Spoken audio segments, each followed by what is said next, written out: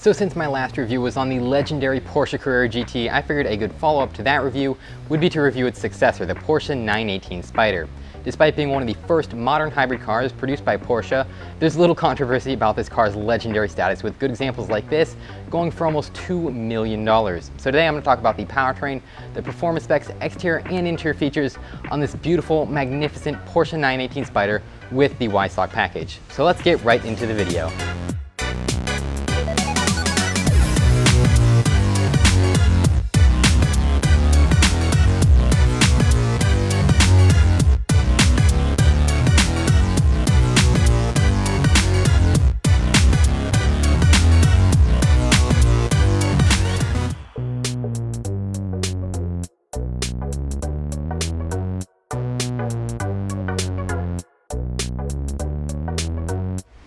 The 918 has a very ingenious powertrain, actually, one of the cleverest systems I've ever seen.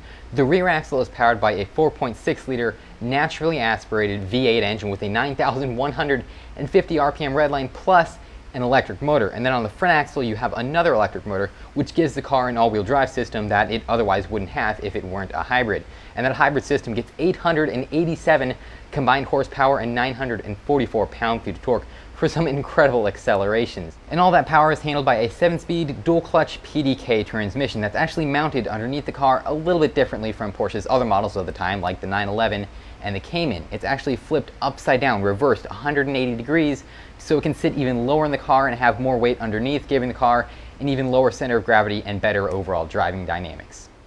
So with that incredible powertrain, you can probably imagine the 918 Spyder has some incredible performance numbers, and it's very much a numbers car. 0 to 62 is in just 2.5 seconds with a top speed of over 211 miles per hour, according to Porsche. And perhaps even more impressively is that it napped the Nürburgring lap over in Germany in just 6 minutes and 57 seconds. It actually set a record for the fastest production car to do so and was the first production car to do it in under 7 minutes. As far as exterior styling goes, I think it's pretty fair to say that the 918 Spyder is one of the best looking Porsches of all time. Yeah, I know I said that in my review with the Carrera GT as well, but if that one's in the top 10, this one's definitely in the top 5, if not the top best looking Porsche. It's got a fantastic design with smooth curving lines and very few exterior features that are interrupting its flowing lines and incredible proportions. Up front you do have full LED headlights with that iconic Porsche shape to them, very similar to what you see on other models, and just below that, on the front bumper, you have 2 grills inserted, and inside those grills you have flaps that can be closed to reduce drag and improve fuel economy, or can be opened to improve cooling for things like the brake system and increase downforce. And you've also, helping to increase that downforce, got a huge, fantastic looking gloss carbon fiber splitter.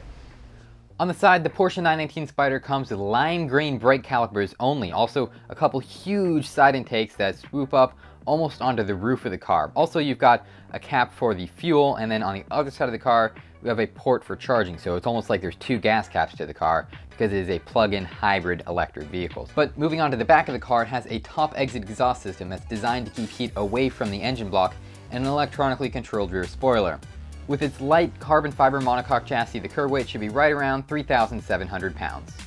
Now, this particular Porsche 918 Spyder happens to be equipped with the Weissach package, which removes around 77 pounds from that base curb weight with a bunch of exterior carbon fiber parts like the mirror caps and the roof panels and some lightweight magnesium rims. Plus, in the interior, instead of leather, you have Alcantara just to keep things even lighter and more track focused. And in addition, you also get a couple extra aero parts with that package. The interior of the 918 Spyder is actually pretty bare. There's not a lot going on in there, just to keep weight low. Again, this is about track-focused performance. They don't want to put anything unnecessary in the interior of the car. So since this has the Weissach package, it's all Alcantara with carbon fiber accents and carbon fiber bucket seats that have a very similar design to the seats in the Carrera GT. You also have a 3-spoke steering wheel that has now been passed on to a lot of the current Porsche models, and a 3-dial analog gauge cluster, plus a long square center console that has been designed after the one in the Carrera GT, but with a lot more technology as it houses the infotainment touchscreen. The car also comes with 4 drive modes: race, sport, hybrid, and e-power, plus sort of a 5th drive mode that's called the hot lap button. It's a little red button on the steering wheel that, when pressed, will use up all the remaining battery power to propel the car even faster for a few laps, very similar to the McLaren P1's I-Pass button. If you'd like to check out my review of the Porsche Carrera GT, you can do so by clicking right there. If you're more into modern supercars, check out my review of the Ferrari Portofino right there. But as always, make sure to like this video and comment below. And if you're new to the channel, hey, my name's Daniel and I'll do all sorts of exotic supercar and hypercar reviews just like this one. So make sure to head over to my channel and subscribe. Thanks for watching.